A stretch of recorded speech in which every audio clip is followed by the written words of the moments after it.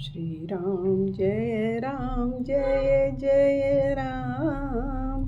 श्री राम जय जय राम।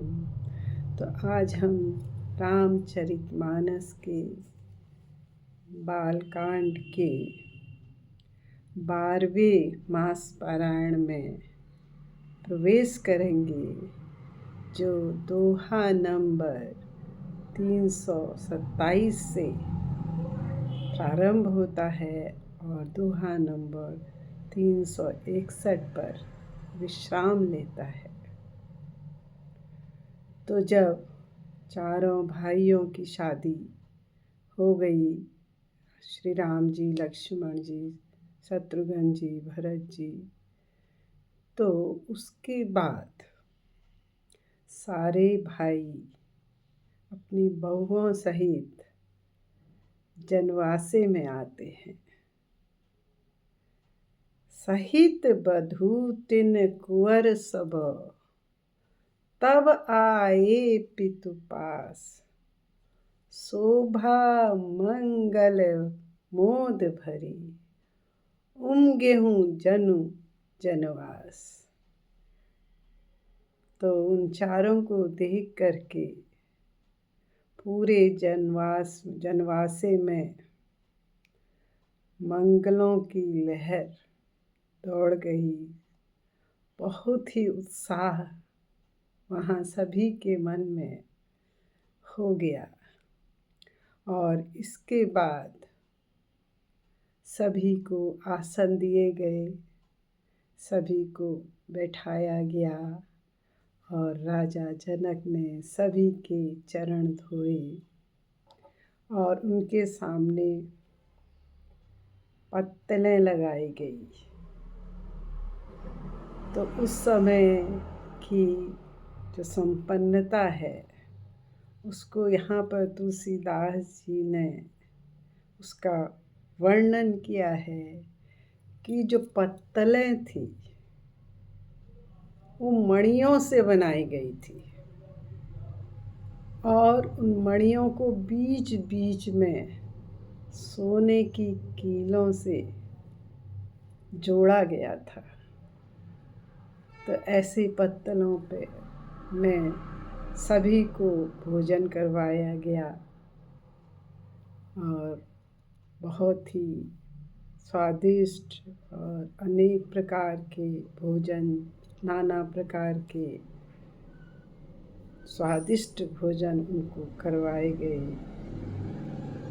तो इस तरह से जब भोजन कर रहे थे, तो जैसे हम लोगों के वहाँ बारात में बारातियों को गाली वाला गाना सुनाया जाता है, तो ऐसे ही वो भी बीच बीच में गाली देते हुए गाना उनको सुनाती हैं। उसका भी वो सब लोग आनंद लेते हैं और मगन होकर के अपना भोजन करते हैं। तो वहाँ के उत्साह उमंग का वर्णन अत्यंत ही कठिन है। तो उसको माँ सरस्वती भी जिसको कहने में सकचा रही हैं, तो हम तो मनुष्य हैं जो उसका वर्णन नहीं कर सकते, लेकिन हाँ, अनुभूति उस चीज़ की हम ज़रूर कर सकते हैं। तो इस तरह इसके बाद 4 लाख उत्तम गायें मंगवाई गई और उनको पूरे आभूषणों से सुसज्जित करके सुंदर सुंदर कपड़े उनको उड़ा करके ब्राह्मणों को दान किए गए। और इसी तरह से याचकों के समूहों को सोना, वस्त्र, मणि, घोड़ा आदि, रथ, जिसको जो चाहिए था उसको राजा ने, दशरथ जी ने दिया। और फिर वो विदा मांगने लगे कि अब बारात चलनी चाहिए। तो ऐसा सुनते ही पूरे अयोध्या में शोक की लहर उमड़ पड़ी कि अभी तक इतना उत्साह हो रहा था और अब सब लोग जाने की कह रहे हैं, लेकिन वो तो जाना ज़रूरी है। तो ऐसा सुन कर के सब लोग उदास हो गए हैं और रानी जी और राजा जनक जी पुनि पुनि सिय गोद कर लेहि, देहि आशीष सिखावन देहि, होयहु संतत पियहि प्यारी, चिरु अहिबात आशीष हमारी। कि उनसे कहती हैं सीता जी को स्त्री धर्म सिखाया जाता है। कहती हैं अपने सास ससुर की, अपने पति की और संतों की सेवा करना, और तुम्हारा जो सुहाग है वो सदा सुहागिन रहो। तो इस तरह से माताएं उनको आशीर्वाद दे रही हैं। और फिर उसके बाद अयोध्यापुरी को बारात वापस चलती है। और क्योंकि उन दिनों तो सब काफ़ी दिन लगते थे, 3-4 दिन लग जाते थे बारात को पहुंचने में। तो बीच बीच में सुंदर मुकाम करते हुए और मार्ग के लोगों को सुख देते हुए शुभ दिन बारात अयोध्या पहुंच गई।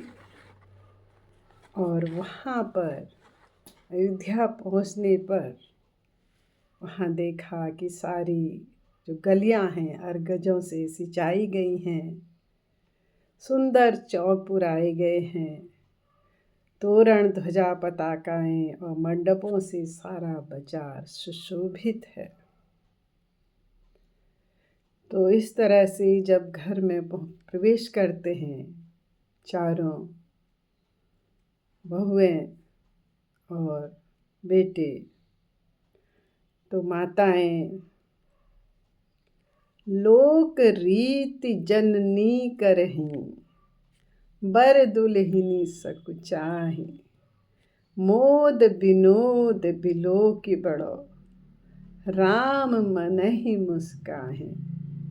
तो ये जो रीति चल रही है, निछावर हो रहा है, उनका आने में उनका स्वागत किया जा रहा है, आरती उतारी जा रही है, फूल चढ़ाए जा रहे हैं। तो ये सब देख कर के दूल्हा और दुल्हन काफ़ी सकुचा रही हैं। और इस लोक रीति को माता को करते हुए देखकर रामचंद्र जी मन ही मन मुस्कुरा रहे हैं।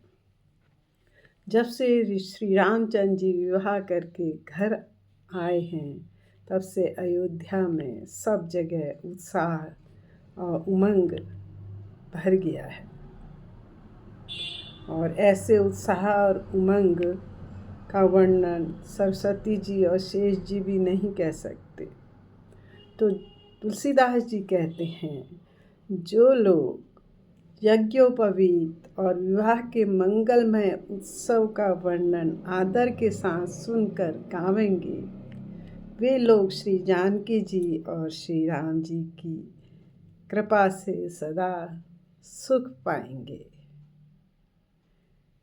सिय रघुबीर विबाहु, जे सब प्रेम गावहि सुनहि, तिन कहूँ सदा उछाहु, मंगलायतन राम जसो। तो श्री सीता जी रामचंद्र जी के विवाह प्रसंग को जो लोग प्रेम पूर्वक गाएंगे सुनेंगे, उनके लिए सदा उत्साह ही उत्साह है। क्योंकि श्री रामचंद्र जी का यश मंगल का धाम है। जय श्री राम।